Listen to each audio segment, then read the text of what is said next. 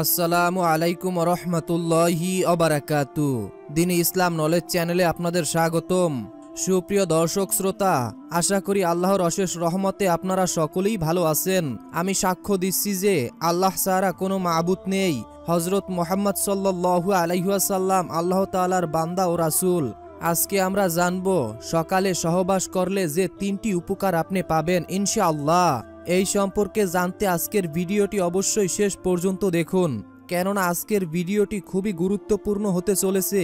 এবং এর সাথে সাথে আরো দুইটি প্রশ্ন হলো, 1 নাম্বার, রুম অথবা ঘরের মধ্যে স্বামী স্ত্রী একসাথে থাকলে শরীরে কোনো কাপড় না রেখে কি ঘুমানো যাবে কিনা। 2 নাম্বার, গর্ভ অবস্থায় সন্তান হওয়ার আগে শেষ দিনগুলোতে মাঝে মধ্যে ঘুমানোর মধ্যে পানি বের হয়ে মহিলাদের শরীর ও কাপড় নষ্ট হয়ে যায়, এতে কি গোসল ফরজ হবে কিনা। দেখুন প্রিয় দিনী ভাই এবং বোনেরা, মানব জীবনের স্বামী স্ত্রীর মিলন খুবই স্বাভাবিক একটি ব্যাপার, কারণ এর মাধ্যমে আল্লাহ তাআলা এই দুনিয়ায় আদম সন্তানের বংশ অব্যাহত রেখেছেন। আর একজন মুসলিম হিসাবে আমাদের এই বিষয়গুলোর উপরে জ্ঞান রাখা অধিক জরুরি। দেখুন প্রিয় দিনী ভাই এবং বোনেরা, সবকিছুর যেমন একটি সময় আছে, তেমনি স্বামী স্ত্রীর মিলনের একটি উপযুক্ত সময় রয়েছে। হয়তো আপনারা অনেকেই এখন ভাবতেছেন যে মিলনের জন্য সঠিক সময় হলো রাতে, তাহলে এটি কিন্তু আপনার একেবারেই ভুল ধারণা। কারণ হাদিসের মতে আপনি সহবাস করতে পারবেন যে কোনো সময়, শুধু নিষিদ্ধ কিছু সময় ব্যতীত, যেমন স্ত্রীর হায়েজ নেফাজের অবস্থায়। এই সময় সহবাস করা ইসলামে কঠোর নিষেধাজ্ঞা রয়েছে এবং স্ত্রীর মল দ্বারা সহবাস করা ইসলামে হারাম করা হয়েছে। তবে মিলনের জন্য একটি আদর্শ সময় হলো একেবারেই ভোর রাতে। আর ইসলামের বৈজ্ঞানিক কিছু কারণ রয়েছে এখানে। গুরুত্বপূর্ণ কারণ হলো, আপনি যদি ভোর রাতে সহবাস করেন তাহলে আপনি সহবাস করার সাথে সাথে গোসল করে তাহাজ্জুদ ও ফজরের নামাজ আদায় করতে পারবেন, কোনো প্রকার কোনো সমস্যাই হবে না। যেমনি ভাবে আমরা রমজানে সেহরি খেতে ওঠার ফলে আমাদের নামাজ পড়তে সুবিধা হয়, তেমনি ভাবে আপনারা স্বামী স্ত্রী ভোরবেলা মিলন করতে পারেন। আমরা সকলেই জানি যে রমজান মাস হলো মুসলমানদের জন্য প্রশিক্ষণের মাস। এই মাসে মানুষ সওয়াবের কাজ করে থাকে, নিজেদের অন্তর শুদ্ধ করার জন্য চেষ্টা করতে থাকে এবং দিনের বেলা স্ত্রীর সহবাস থেকে বিরতি থাকে। সন্ধ্যা ইফতার করার পর মাগরিবের নামাজ পড়ার পর শরীর থাকে ভীষণ ক্লান্ত এবং খুবই দুর্বল। তারপর এশার এবং তারাবি নামাজ পড়ার পর শরীর শুধু বিশ্রাম চায়, শরীর তখন ক্লান্ত শ্রান্ত থাকে। সেই ক্ষেত্রে কিছুটা ঘুমিয়ে পড়ার পরে শেষ রাতে উঠে বেশিরভাগ মুসলিম দাম্পত্য সহবাস করে, তারপরে সেহেরি খেতে যায়। এক্ষেত্রে সহবাসের পর গোসল না করে সেহেরি খাওয়া জায়েজ রয়েছে, তবে উত্তম হলো গোসল করে নেওয়া এবং গোসল করতে না পারলে ভালোভাবে ওযু করে নেওয়া এবং তারপরে সেহেরি খাওয়া উত্তম। রাসূল সাল্লাল্লাহু আলাইহি ওয়াসাল্লাম কখনো কখনো গোসল না করতে পারলে তিনি এমনটা করতেন। ফিকাবিদের মতে গোসল ফরজ হওয়া সত্ত্বেও গোসল না করে সেহেরি খেয়ে রোজা রাখলেই হবে, কারণ হাদিসে উল্লেখ্য কারণ রয়েছে।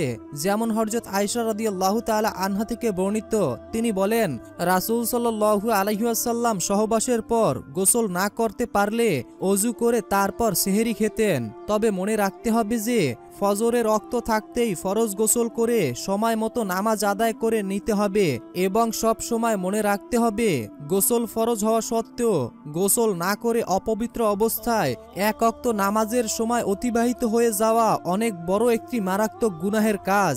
কারণ অনেক সময় নতুন বিবাহিত দাম্পত্যরা লজ্জার কারণে সবার সামনে গোসল করতে পারে না, তাই তারা ফজরের নামাজ কাজা করে ফেলে অথবা নাপাক শরীর নিয়ে ফজরের নামাজ আদায় করে থাকে, যা একেবারেই ইসলামে নিষিদ্ধ একটি কাজ। যাই হোক প্রিয় দিনী ভাই এবং বোনেরা, আজকে মূল প্রসঙ্গে ফিরে আসি। তাহলে চলুন জেনে নেই ভোরবেলা নিয়মিত সহবাস করার 3টি বিশেষ উপকারিতা। 1 নাম্বার, সকালে নিয়মিত মিলন করুন, কারণ সকালে মিলনের ফলে মন এবং শরীর দোনোটাই ভালো থাকে। গবেষণার মধ্যে উঠে এসেছে এমন তথ্য। যুক্তরাজ্যের এক গবেষণায় এই বিষয়টি প্রমাণিত। যেমন গবেষণায় জানা গেছে, সপ্তাহে অন্তত 3 দিন যদি ভোরবেলা সহবাস করা যায় তবে হৃদরোগে আক্রান্ত হওয়ার সম্ভাবনা 50% কমে যায়। আর যদি ঠিকঠাক মতো করা যায় তবে উচ্চ রক্তচাপের সমস্যা দূর হতে পারে অনায়াসে। আমাদের সমাজে দেখা যায় অনেক স্বামী স্ত্রী সামান্য মন মালিন্য হলে সহবাস থেকে দূরে থাকে। এটি কখনোই করবেন না, কারণ এর মাঝখানে শয়তান এসে বিচ্ছেদ পর্যন্ত ঘটিয়ে দিতে পারে, কিংবা স্বামী বা স্ত্রী পরক্রিয়ায় লিপ্ত হতে পারে।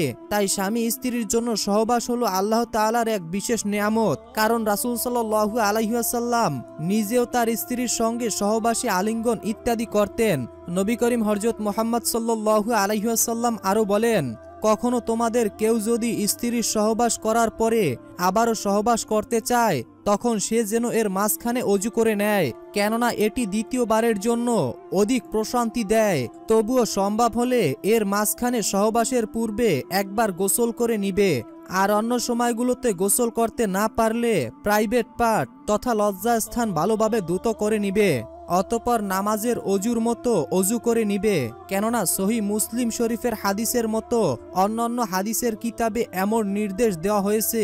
প্রিয় দিনী ভাই এবং বোনেরা, দ্বিতীয় নাম্বার উপকারিতা, বৈজ্ঞানিক পরীক্ষা নিয়ে জানা গেছে সপ্তাহে অন্তত 2 দিন যদি ভোরবেলা সহবাস করা যায়, তবে দেহ অ্যান্টিবডি গতি হয়ে যাওয়ার জন্য আমাদের দেহ রোগ প্রতিরোধ ক্ষমতা বৃদ্ধি পায়। এবং আরও জানা গেছে যারা ডায়াবেটিসের রোগী তাদের পক্ষে সকালে সহবাস অত্যন্ত উপকারী।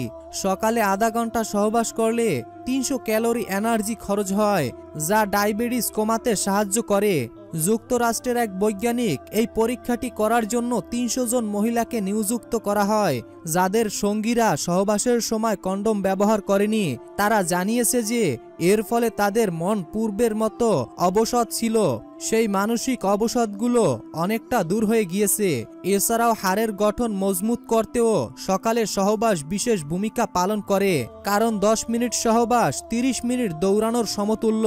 তাই সকালের সহবাস মানসিক দিক থেকে যেমন উপকারিতা, তেমনি শারীরিক দিক থেকেও অনেক ভূমিকা পালন করে। প্রিয় দিনী ভাই এবং বোনেরা, 3 নাম্বার উপকারিতা যা পাবেন তা হলো সকালে মিলনের কারণে চুল ও ত্বকের উজ্জ্বলতা বেড়ে যায়। এর ফলে আমাদের চেহারার উজ্জ্বলতা বেড়ে যায়, কারণ এই সময় আমাদের বডিতে ইন্ট্রোজেন ও অন্যান্য হরমোন ক্ষরণ খুব বেশি পরিমাণে হয়ে থাকে। তবে গবেষকরা জানিয়েছেন প্রতিদিন মিলনের ফলে শারীরিক ক্ষমতা কিছুটা গ্রাস পেতে পারে, যদি না তারা ঠিকঠাক মতো পুষ্টিকর খাবার না খেয়ে থাকে। তাই পূর্ণ তৃপ্তি সহকারে মিলন করতে হলে প্রথমে ঘুম ঠিকঠাক হতে হবে, তারপরে পুষ্টিকর ও মিনারেল যুক্ত খাবার তথা ফলমূল ও সামুদ্রিক মাছ খেতে হবে, নিয়মিত ব্যায়াম করতে হবে। আর দেরি করে ঘুমালে পুরুষের স্ট্রেস হরমোন কমতে থাকে, যার ফলে পুরুষ সহবাসে বেশিক্ষণ স্থায়ী হয় না। ভোরবেলা নারী পুরুষ উভয়ের যৌন হরমোন সবচেয়ে বেশি থাকে, তবে এই সময় পরিষ্কার পরিচ্ছন্ন থাকতে হবে। তাই ঘুমাতে যাওয়ার সময় পরিষ্কার পরিচ্ছন্ন হওয়া খুবই জরুরি। ভোরবেলা সহবাসের ফলে শরীরে অ্যান্টিবডির গঠন করতে সহায়তা করে, দেহের রক্ত সঞ্চালন সঠিক রাখে। এছাড়াও সকালে মিলনের ফলে মাইগ্রেন, মাথা ব্যথা কমে যায়। সকালে যদি আপনারা সহবাস করতে পারেন, তাহলে এটি আপনাকে মানসিকভাবে শান্তি দেওয়ার পাশাপাশি আরও অনেক নানান রকমের উপকার করবে ইনশাআল্লাহ। আমি লক্ষ্য করে দেখলাম সকালবেলা পুরুষের শরীর অনেক উত্তেজিত থাকে, তাই সকালে উত্তম সময়। সকালবেলা সহবাসের মাধ্যমে স্বামী স্ত্রী দুজনেরই শারীরিক উপকারিতার পাশাপাশি তাদের সংসার সুখের হবে। নিয়মিত সহবাসের ফলে শরীর থাকবে রোগমুক্ত ও সুস্থ। এখানে আরেকটি প্রশ্ন হলো, রুম বা ঘরের ভিতরে স্বামী স্ত্রী একা থাকলে তাদের শরীরে কোনো কাপড় না রেখে উলঙ্গ হয়ে ঘুমাতে পারবে কিনা? উত্তর হলো, লজ্জাস্থান অপ্রয়োজনে খোলা রাখা বৈধ নয়। পর্দার ভেতরে প্রয়োজনে তা খুলে রাখলে দোষ নেই, যেমন মিলনের সময়, প্রস্রাব পায়খানার সময় ও প্রয়োজনের সময়।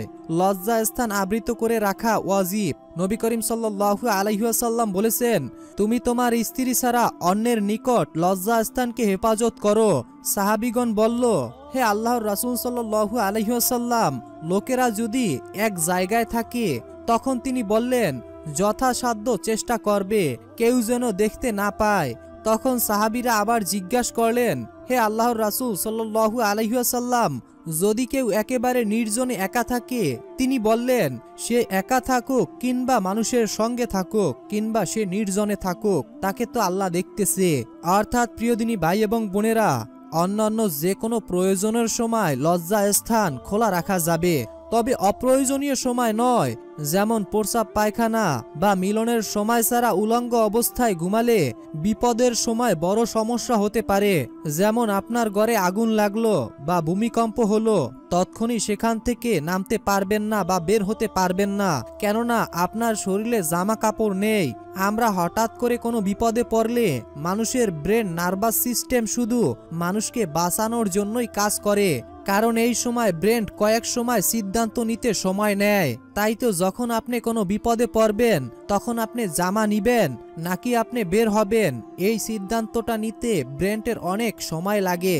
সুতরাং সতর্কতার সাথে সম্পূর্ণ উলঙ্গ হয়ে ঘুমানো এটি একটি লজ্জাজনক বিষয়।